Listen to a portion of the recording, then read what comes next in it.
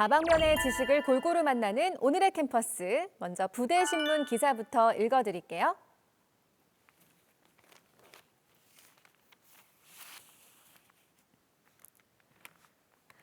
정선아 기자가 쓴 교류를 넘어 공유로 대학의 상생을 꿈꾸다라는 기사입니다. 공유대학이라는 다소 생소한 개념을 다루고 있는데 함께 읽어보겠습니다.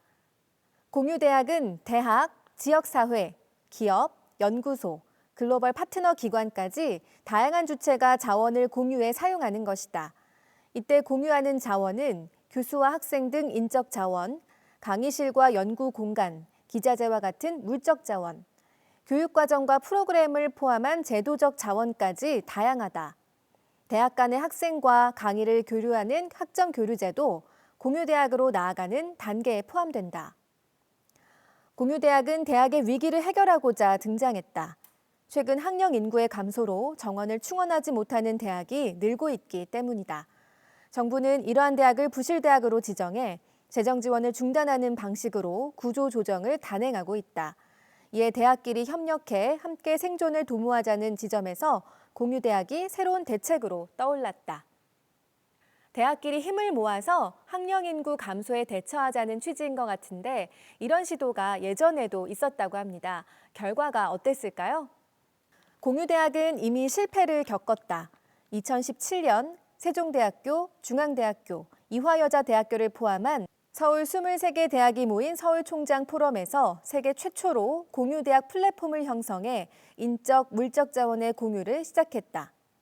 하지만 교류 학점 건수가 2018년 2학기 25건, 2019년 1학기 61건, 2019년 2학기 317건으로 증가하다 2020년 1학기 87건으로 크게 줄었다.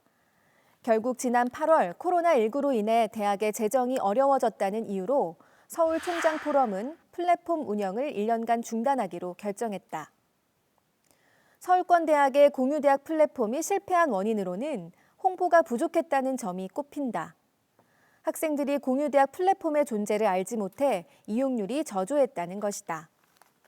공유대학을 완성하기 위한 논의가 꾸준히 이루어지지 못해 기존의 학점 교류제에서 벗어나지 못했다는 것도 문제다. 초반의 계획과 달리 공유대학은 강의 공간과 기자재를 공유하거나 플랫폼 확대, K무크를 통해 일반 시민에게 강좌를 공개하지 않았다. 또한 대학마다 수강 신청 날짜, 강의 등록 시스템이 달라 실질적인 이용률이 낮았다. 각 대학의 적극적인 참여와 세심한 운영이 부족해 실패로 돌아갔지만 그럼에도 불구하고 지방대학들의 경우는 공유대학 논의가 활발히 진행되고 있다고 합니다. 공유대학이 새롭게 시작되는 이유로는 코로나19로 인한 원격 수업의 확대가 꼽힌다. 코로나19로 인해 모든 대학이 원격 수업을 진행하면서 배움의 장이 반드시 개별 학교의 캠퍼스가 아니어도 된다는 인식이 퍼지기 시작했다. 원격 수업의 경우 대학 간 공유가 거의 무제한으로 가능하기 때문이다.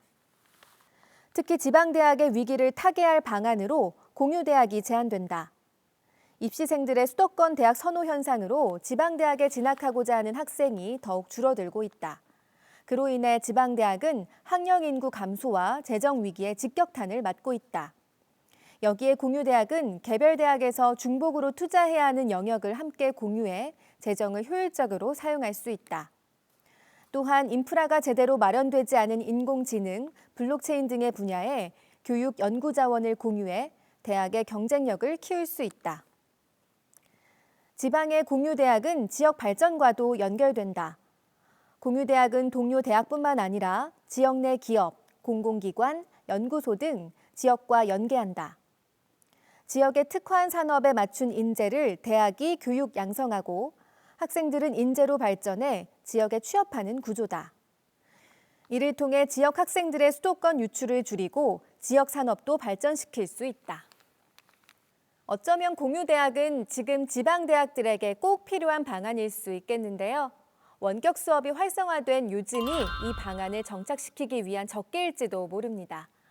공유대학이 발전하기 위해서는 여러 가지 과제가 남아있다고 하는데 어떤 과제인지 이 기사의 마지막 부분 읽어볼게요.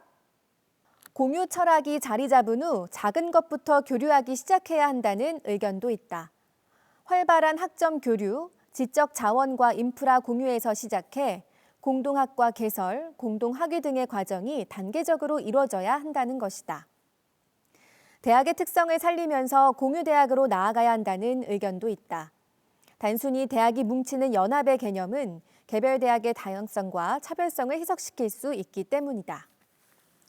전문가들은 공유대학이 선언에 그치지 않기 위해선 정부의 역할도 중요하다고 입을 모았다. 공유대학을 위한 정부의 지속적인 지원이 필요하다는 것이다. 네, 이번에는 책 한 권 만나보겠습니다.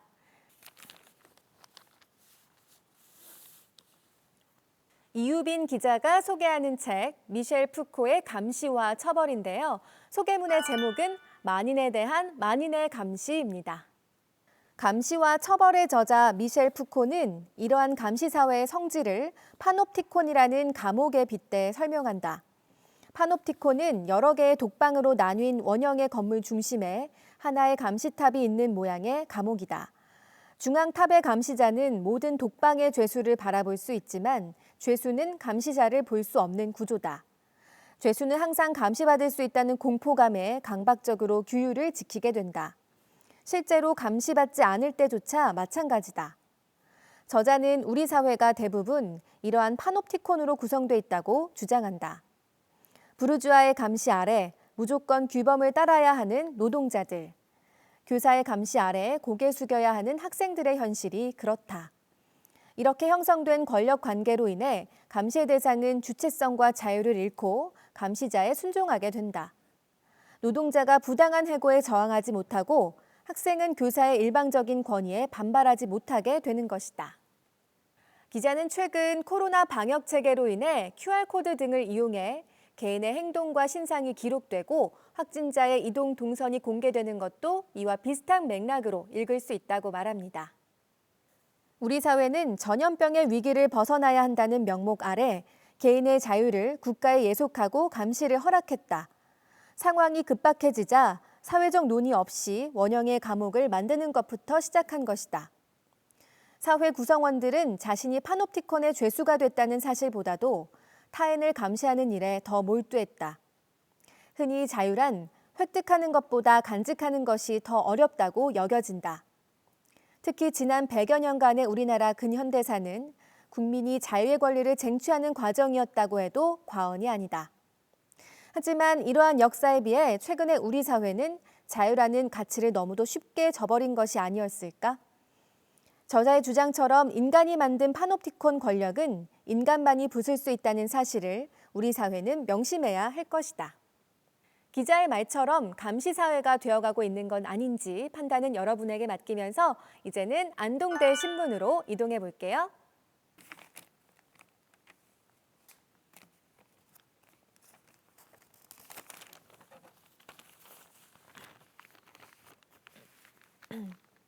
애증의 은행나무, 아름다운 낙엽과 혐오스러운 악취라는 기사가 눈에 띄네요. 이하성 기자가 썼습니다. 가을철하면 대표적으로 떠오르는 것은 거리를 노란빛, 빨간빛으로 물들이는 단풍이다. 이 중 거리를 노랗게 물들이는 은행나무는 상대적으로 저렴하고 아름다운 단풍을 지닌 데다 병충해에 강하다는 이유로 전국 곳곳에 심어졌다. 실제로 은행나무는 매연과 같은 각종 공해가 심한 도시 환경에 잘 적응했고 대기와 토양의 오염물질을 흡수하는 정화 능력이 뛰어나 가로수로 매우 적합하다. 은행나무는 이런 여러 장점을 갖췄지만 열매에서 악취가 난다는 치명적 단점이 있다. 가을이면 노랗게 물든 은행잎의 기분이 좋다가도 늘 악취 때문에 인상을 찌푸리게 되는데요.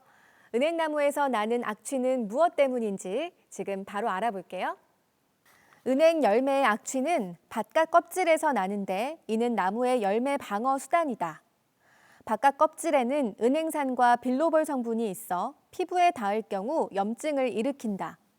이런 이유로 은행 열매는 동물을 통해 옮겨지지도 않고 열매가 무거워 자연적으로 퍼지지도 않는다.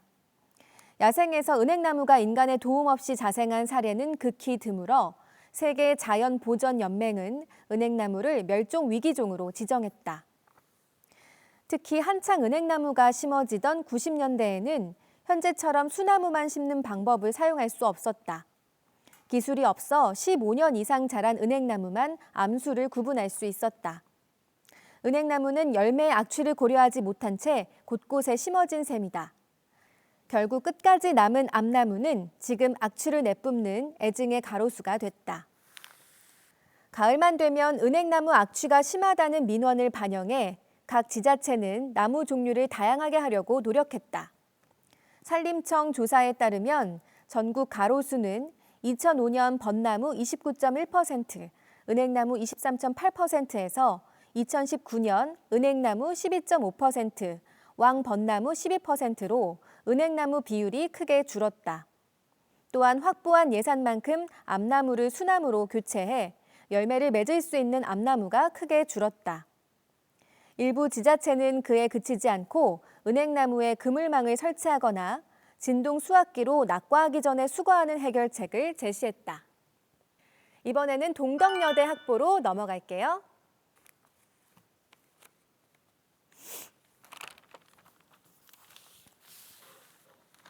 일한 만큼 받고 받은 만큼만 일할 순 없나요? 라는 기획기사. 김도헌, 노희주, 이주은, 장서율, 전간비 기자가 공동으로 취재했는데요. 아르바이트를 하면서 청년들이 겪는 부당한 현실에 대해서 다루고 있는 기사입니다. 먼저 노동자로서 어떤 권리가 있는지 알아보겠습니다. 근로계약서와 4대 보험을 체결해야 하는 이유는 무엇이고 각 제도는 어떤 가치를 지닐까? 근로계약서는 임금, 근로시간 등을 법률로서 보장하는 제도로 반드시 작성해야 하는 서류다. 물론 근로계약서를 작성하지 않더라도 임금 체불 등의 문제로부터 구제받을 수는 있다. 근로계약 체결 사실을 입증할 수 있는 자료만 준비해 놓는다면 말이다. 그러나 이는 차선책일 뿐 근로계약서를 작성하는 것이 확실한 방법이다. 4대 보험은 노령, 실업, 질병, 재해 상황을 대비하는 최소한의 사회 보장 수단이다. 근로계약서 작성과 4대 보험 가입은 노동권을 보장받기 위해 꿰는 첫 단추다. 알바생이라는 이유로 부당함을 겪지 않기 위해 본 제도를 반드시 체약해야 한다. 근로계약서와 4대 보험이 가장 기본적인 절차이고 그 외에도 아르바이트와 관련된 법률들이 있죠. 바로 근로기준법인데요. 어떤 내용을 반드시 숙지하고 있어야 하는지 들어볼게요. 야간 근로수당과 연장 근로수당은 임금의 1.5배를 지급하는 제도며 주휴수당은 주 15시간 이상 일한 노동자에게 유급 휴일을 보장하는 제도다. 야간 근로수당은 오후 10시부터 오전 6시 사이 근무 시, 연장 근로수당은 주 8시간 이상 초과 근무했을 때 받을 수 있다. 퇴사 후 밀린 근로수당을 받고 싶다면 어떻게 해야 할까? 우선 고용주를 독촉하는 것이 첫 번째다. 이 과정에서 고용주가 임금 체납 사실을 시인할 수 있기 때문이다. 여기서 해결되지 않는다면 고용노동부에 고소나 진정을 요청할 수 있다. 이 경우 노동자는 근로계약서 혹은 통장 입금 명세, 현금 지급 명세, 근로시간 등의 증거를 제시하면 된다. 기사에 첨부된 설문조사 결과를 보니까 안타깝게도 각종 수당을 받지 못한 사례가 적지 않은 걸 확인할 수 있는데요. 알바생들이 각종 갑질에 노출되고 있다는 사실도 드러나 있습니다. 이런 일을 방지하기 위한 방법은 무엇일지 기사 마무리 부분 읽어볼게요. 노동자와 고용주 모두의 노동권을 지키는 근무 환경은 서로가 법과 제도를 인식할 때 비로소 만들어진다. 따라서 알바생은 노동자를 보호하는 제도와 이를 적용하는 방법을 알아야 한다. 더불어 고용주는 올바른 고용을 위해 법적 기준을 준수해야 하고 고용노동부는 5인 미만의 사업장엔 적용되지 않는 근로기준법을 보완하고 체계화해 나가야 한다. 모두의 권리가 보장되는 노동 환경은 이들의 노력으로부터 구축될 수 있다. 네, 오늘의 캠퍼스 여기까지입니다. 이제 다음 코너로 이동할게요.